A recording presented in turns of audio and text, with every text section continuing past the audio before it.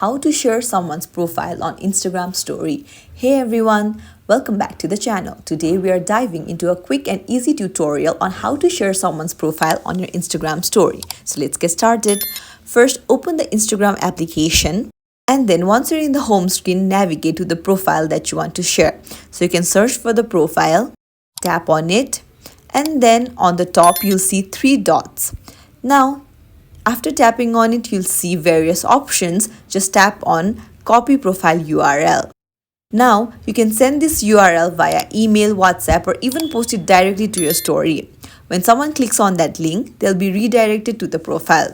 Now, what else can you do is tap on the three dots again and tap on QR code. And you'll get a QR code of this profile and you can share it and also copy the link.